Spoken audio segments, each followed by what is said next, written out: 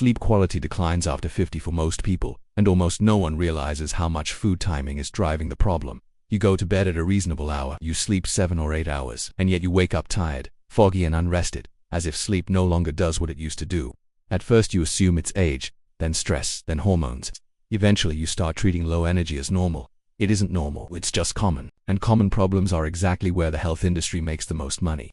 What quietly changes after 50 isn't discipline or motivation, it's physiology. Your body responds differently to sugar, caffeine, alcohol, and even familiar foods. What worked in your 40s doesn't fail dramatically now, it just stops working well. And because the decline is gradual, most people never connect the dots. Take sugar and refined carbohydrates late in the day. They spike insulin, and insulin directly interferes with melatonin production. Melatonin is what tells your brain it's time to shut down. You don't feel this immediately. There's no obvious reaction. You still fall asleep, but sleep becomes lighter, more fragmented, less restorative. You wake up multiple times without remembering it. You wake in the morning technically rested on paper, but not restored in reality. Alcohol makes this worse. A glass of wine with dinner might help you fall asleep faster, but it fragments sleep later in the night. REM sleep gets disrupted. Nighttime wakefulness increases. Heart rate stays elevated longer than it should. You wake up feeling like sleep didn't stick, even though you were in bed for 8 hours. People interpret this as aging when it's actually chemistry. Caffeine is the quietest offender of all. After 50, caffeine metabolism slows. The half-life of caffeine extends as liver function changes. That means the coffee you drank at 2 in the afternoon can still be active in your system at midnight. You don't feel jittery, so you assume it doesn't matter. But stimulation doesn't need to feel dramatic to be disruptive. It just needs to keep your nervous system slightly elevated when it should be winding down. That subtle stimulation is enough to reduce deep sleep. Most people never connect sleep problems to caffeine consumed 10 or 12 hours earlier because the effect isn't obviously is. But when caffeine is cut off by 10 or 11 in the morning, sleep often improves within days, not weeks, days. If this kind of information is useful to you, this channel goes deeper into it without the hype. Subscribe now, because the things that actually work after 50 rarely get explained clearly anywhere else. Food sensitivities are another shift that blindsides people. Foods you've eaten your entire life suddenly cause bloating, joint pain, skin issues, or brain fog. Dairy, gluten, eggs, nightshades. This isn't an allergy. It's a more reactive immune system combined with a gut lining that's become more permeable over time. Chronic stress, medications like NSAIDs, and years of low-grade inflammation weaken the gut barrier. When that barrier is compromised, partially digested food proteins slip into the bloodstream. Your immune system flags them as threats. Inflammation follows. The food didn't suddenly become bad. Your body's tolerance changed. Most advice stops at elimination.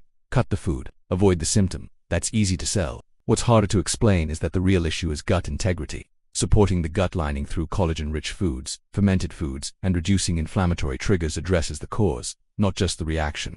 But heal your gut dosing T-cell as well as never eat this again. So the industry keeps you stuck managing symptoms instead of fixing systems. There's also a psychological layer that almost no one talks about. By 50, many people have spent decades controlling, tracking, restricting, and judging their food. Every meal becomes a test. Am I eating too much? Is this allowed? Will this make me gain weight? That constant mental pressure matters more than people realize. Stress activates the sympathetic nervous system. Digestion shuts down. Stomach acid drops. Enzyme production falls. Food sits longer than it should. Fermentation increases. Discomfort follows. You can eat the cleanest meal in the world and still feel terrible if you eat it in a state of anxiety. This is where healthy eating quietly starts sabotaging itself. The pursuit of control becomes the stressor. Orthorexia creeps in. Rules multiply. Entire food groups disappear based on trends or partial information. Social eating becomes stressful because you can't control what's being served. The rules become identity. Deviating from them feels like failure. But flexibility is a sign of health. Rigidity is a warning sign. Health isn't perfection. It's adaptability. And the industry benefits when you confuse discipline with wellness, because rigid people buy more solutions. Appetite regulation also changes in ways that make old advice useless. Hunger signals become unreliable. Satiety signals become muted. You might not feel hungry when your body needs food, leading to undereating, fatigue, and muscle loss. Or you might feel hungry shortly after eating a full meal because satiety hormones don't register properly. The advice to eat when you're hungry and stop when you're full assumes intact hormonal signaling. After 50, that assumption often fails. Structure works better. Regular meal timing, adequate protein, enough fat to signal satiety. Watching energy levels instead of chasing hunger cues. Leptin resistance plays a major role here. Leptin is supposed to tell your brain you have enough stored energy, but chronic overeating, inflammation, and stress keep leptin levels elevated. Over time, the brain stops responding.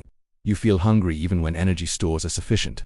This isn't a willpower problem, it's a signaling problem, and yet mainstream advice still frames it as discipline instead of dysfunction, because blaming biology doesn't sell programs. All of this is happening against the backdrop of chronic stress. Stress raises cortisol. Cortisol raises blood sugar. Blood sugar promotes fat storage and muscle breakdown. Stress also depletes magnesium, B vitamins, and vitamin C. You can eat well and still feel depleted if stress keeps burning through your nutrient reserves. Nutrition and stress aren't separate pillars, they're the same system. Your nervous system state determines how well you use the food you eat. Keeping them separate allows the industry to sell you more fixes instead of one integrated approach. None of this requires perfection. It requires awareness. Small changes after 50 have disproportionate effects. Moving caffeine earlier, reducing evening sugar, skipping alcohol on weeknights, eating familiar foods that digest well instead of chasing novelty. These aren't dramatic transformations, they're quiet corrections. And quiet corrections are exactly what don't get marketed, because stability doesn't sell. After 50, stress stops being a background factor and starts becoming a primary driver of how food affects you. This is where many people feel like they're doing everything right and still not getting results. They clean up their diet, they reduce sugar, they buy better ingredients, and yet energy stays inconsistent, weight creeps up, digestion feels fragile, and sleep never fully recovers. The missing link is that stress doesn't just coexist with nutrition, it rewires how your body processes it. Chronic stress keeps cortisol elevated. Elevated cortisol raises blood sugar even if you're eating well. That constant glucose signal tells your body to store fat, particularly around the midsection, and to break down muscle tissue for quick energy. This is why people over 50 can lose muscle while gaining fat at the same time without changing calories. It feels unfair because it is. The system has shifted, but the advice hasn't. Stress also drains nutrients faster than food can replace them. Magnesium, B vitamins, and vitamin C are burned through at higher rates under stress. You can eat a technically perfect diet and still feel depleted because stress is creating functional deficiencies. This is why supplementation sometimes feels helpful even when diets look solid on paper. It's not that food stopped working, it's that demand increased. The health industry treats stress management and nutrition as separate conversations because it is easier to sell you two solutions than one integrated reality. One plan for food, one app for meditation, one supplement for energy. But your body doesn't compartmentalize like that. Your nervous system state determines how well you digest, absorb, and utilize nutrients. When the system is stuck in fight or flight, digestion is not a priority. Survival is, and survival physiology is incompatible with deep nourishment. This is also why eating in a rushed, anxious, or judgmental state backfires. When you eat while stressed, stomach acid production drops, enzyme release slows, food lingers longer than it should, fermentation increases, gas, bloating, reflux, and discomfort follow. People assume the food is the problem, but often the context is the meal could be identical. The outcome changes depending on the nervous system state. That's a hard truth because it means fixing digestion isn't just about swapping ingredients, it's about changing how you show up to meals. Social eating becomes another pressure point after 50. You've likely learned that certain foods don't work for you anymore, but family gatherings, restaurants, and social events revolve around food. Saying no feels awkward, asking for changes feels like being difficult, so people comply. They eat what they know will bother them to avoid discomfort in the moment, then pay for it later with inflammation, fatigue, or poor sleep. One meal won't break you, but repeating that pattern quietly compounds over years. Learning to set boundaries around food without explanation is a skill that matters more as you age. You don't owe anyone a justification for what you eat or don't eat. But most people were never taught how to navigate this gracefully, so they default to compliance and internalize the cost. The industry doesn't address this because social boundaries don't fit into product-based solutions. Medication interaction with food is another blind spot that creates unnecessary confusion. Many people over 50 take medications for blood pressure, cholesterol, thyroid function, or blood sugar. These medications interact with foods and nutrients in ways that affect absorption and effectiveness. Grapefruit interferes with liver enzymes that metabolize many drugs. Calcium blocks absorption of thyroid medication. Vitamin K alters the effectiveness of blood thinners. Fiber supplements can reduce medication absorption if taken too close together. Most doctors don't explain this in detail. Pharmacists rarely have time. So people experience symptoms they can't explain and assume something is wrong with their body, when it's actually timing. Separating medications, supplements, and certain foods by a few hours can make a noticeable difference. But that level of detail isn't marketed because it doesn't require buying anything new. It just requires clarity, and clarity is bad for business. Portion sizes also quietly stop working after 50. Metabolic rate declines. Muscle mass decreases unless it's actively maintained. You burn fewer calories at rest. If portions stay the same, weight gain becomes slow and steady. A few pounds a year doesn't feel dramatic. Over a decade it becomes significant. The advice to eat less and move more is technically correct and practically useless. It ignores the psychological difficulty of reducing portions when you're already eating well. It feels like punishment. The solution isn't eating less food, it's eating food with higher nutrient density and greater satiety. Protein and healthy fats signal fullness more effectively than carbohydrates alone. Vegetables add volume without excessive calories. Reducing refined grains and sugars frees up room for foods that keep energy stable. Composition matters more than quantity. But most advice focuses on numbers, not physiology, leaving people feeling restricted and resentful. Food quality also matters more now because your tolerance for toxins is lower. Pesticides, herbicides, heavy metals, and additives accumulate over time. Your liver and kidneys still work, but efficiency declines. Reducing exposure lowers the load your body has to process. This doesn't mean everything must be organic. That mindset creates stress and financial strain. It means prioritizing quality for the foods you eat most often: leafy greens, berries, animal products. Doing what's realistic within your budget. Perfection isn't required, awareness is. The supplement industry targets people over 50 aggressively, promising energy, joint health, cognition, and longevity. Many products are underdosed and overmarketed. Proprietary blends hide ineffective amounts behind impressive labels. Joint supplements often contain too little glucosamine or chondroitin to matter. Cognitive supplements include trendy ingredients in quantities that won't produce measurable effects. This doesn't mean supplements are useless. It means basics matter more than novelty. Vitamin D, magnesium, omega-3, B12. Transparent dosing, evidence over excitement. But hope sells better than fundamentals. So that's what dominates shelves. Dietary dogma becomes more damaging after 50 because there's less room for error. In your 20s and 30s, recovery is fast. You can get away with poor choices and bounce back quickly. After 50, the recovery window narrows. A bad week can take 2 to recover from. A month of stress and poor nutrition can take months to undo. This doesn't require perfection. It requires consistency. Boring consistency. The same meals, the same habits, the same routines repeated without drama. Diet culture teaches intensity, on or off, good or bad, clean or cheating. That framework collapses under real physiology. Sustainable eating after 50 isn't exciting, it's stable. And stability doesn't trend well online. What actually works is removing what quietly works against you. Not optimizing endlessly, not chasing transformation. Finding foods that digest well, eating at times that support sleep, reducing stimulation instead of adding hacks, creating systems that reduce decision fatigue instead of increasing it. Simplicity wins because it's maintainable. The industry thrives on complexity because complexity keeps you dependent. Confused people buy more, clear people adjust and move on, and that's why this kind of information rarely shows up in mainstream health content. It doesn't keep you hooked, it sets you free. By the time most people reach 50, they've already tried everything. Diets, plans, protocols, eliminations, optimizations. What's usually missing isn't effort, it's the wrong goal. The goal was never supposed to be transformation. It was supposed to be stability. And stability doesn't feel impressive enough to be marketed. The body you have now isn't broken, it's experienced. It's accumulated stress, exposures, habits, and adaptations over decades. Expecting it to respond like a younger body is where frustration starts. Most health advice fails because it is designed for people who still have a wide margin for error. After 50, that margin shrinks. Small mistakes cost more. Small improvements matter more. This is why consistency beats intensity at this stage of life. A week of strict eating followed by chaos does more harm than a month of moderate, repeatable habits. Recovery takes longer, inflammation lingers, sleep disruption echoes into the next day, then the next week. You don't need perfect meals, you need predictable ones. Food your body recognizes, meals that digest without drama, energy that lasts through the day without peaks and crashes. One of the hardest shifts is letting go of the idea that health should feel exciting. Excitement is stimulation. Stimulation raises stress. Stress undermines digestion, sleep, and recovery.